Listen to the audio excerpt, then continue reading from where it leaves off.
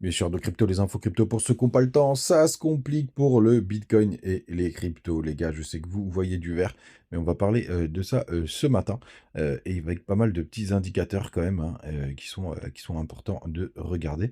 Même si, comme je le disais, pas mal de vert ce matin, notamment du côté du BTC qui a repris les 70 000 $. On est à 70 500, 1,5% de progression. Au moment où j'enregistre, on a Ether qui a repris les 3005, on est à plus 1%. BNB très en forme, 5,6% de croissance ce matin. Crypto Clébar, 3,5%. On a Tom qui pousse un joli 11,6%.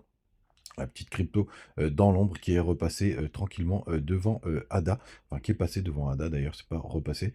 On a TRX qui perd 2%.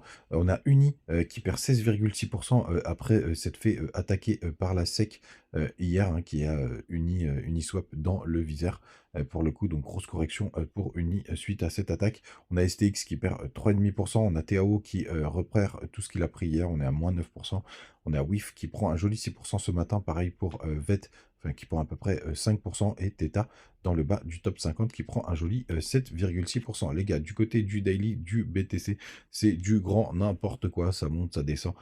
Pour le coup, on a repris, on a repassé au-dessus donc de ce triangle.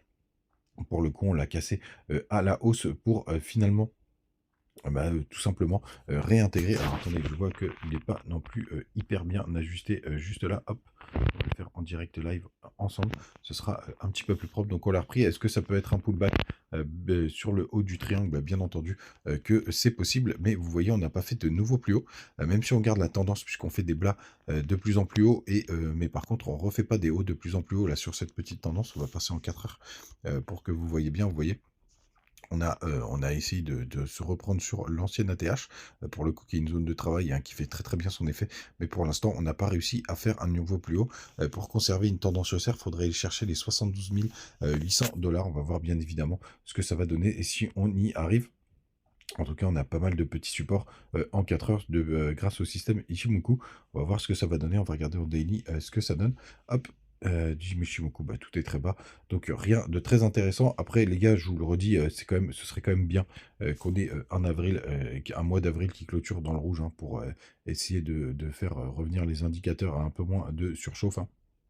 Puisque vous voyez, on est déjà très très haut sur le RSI. Je vous avais tracé, on la voit pas là, cette trendline qui est juste là. Il faudra vraiment aussi que je l'ajuste pour le coup. Il faudrait qu'on ait quand même la possibilité de prendre un peu du, même si on peut être sous divergence. Mais ce mois d'avril, ce serait bien qu'il soit dans le rouge à l'approche du halving. On va voir ce que ça va donner. Donc qui est prévu tout simplement pour le, je crois que c'est 19 avril. On va aller regarder hop, sur le petit Bitcoin halving des comptes. Bien entendu, ça veut marcher, c'est dans 8 jours, les gars. Donc ça va arriver très très vite. En tout cas, les alts, pour le coup, en yearly, encore une fois, quand vous utilisez cet indicateur de alt season index, de regarder bien en année, les autres, c'est plein de faux signaux. On se reprend un petit peu. C'est bien évidemment aussi Ethereum qui reprend pas mal, qui est assez important sur cet indicateur. La Bitcoin dominance, pour le coup, pareil, elle fait un double top, donc ça c'est plutôt une bonne nouvelle pour que les Alpes puissent s'exprimer. Et hier, ça y est, on a été chercher le gap CME qu'on avait laissé ce week-end. Donc pas mal, on est dans les clous, on a mis 48 heures pour aller le chercher, donc ça c'est plutôt une bonne nouvelle. On peut désormais l'enlever. On voit que ça marche quand même plutôt pas mal.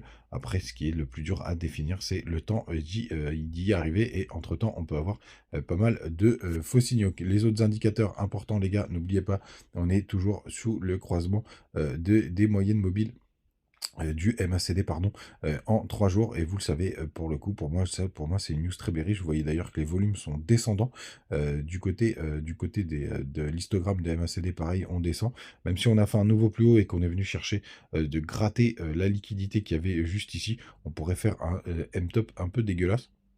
Donc attention les gars, vous l'avez compris, sur du court terme, je suis assez bearish. Du côté de la map de liquidation, pour le coup là par contre, il y a pas mal à aller chercher au sud, pas mal à aller chercher au nord.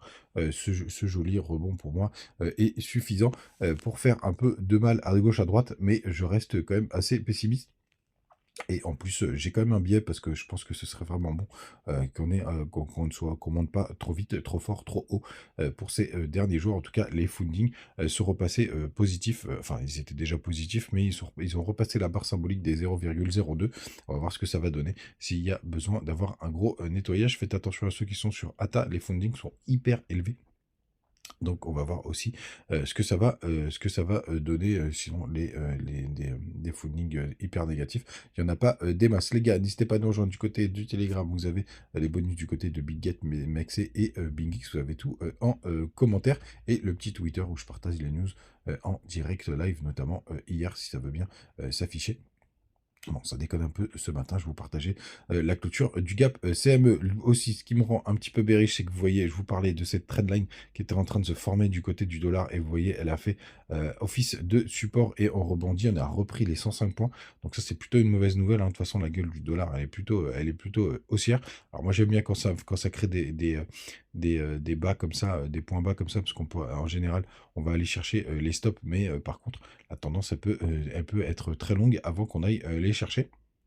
Et vous voyez, bah, pour le coup, on a une grosse zone de latéralisation du côté du dollar. Et pourquoi c'est important, les gars? On n'oublie pas, un dollar baissier, c'est plutôt bon pour le Bitcoin et les cryptos, puisqu'il est inversement corrélé. On va voir ce que ça va donner, mais ce dollar qui pump, c'est pas l'idéal. Après, s'il reste dans son range, je pense qu'on pourra quand même avoir une bonne deuxième partie du bull run, mais il faudra surveiller ça de très très près. Et si jamais ils sont pas corrélés, inversement corrélés sur du court terme, après on se prendra la grosse gifle qui pourrait nous attendre du côté des chiffres de l'inflation hier.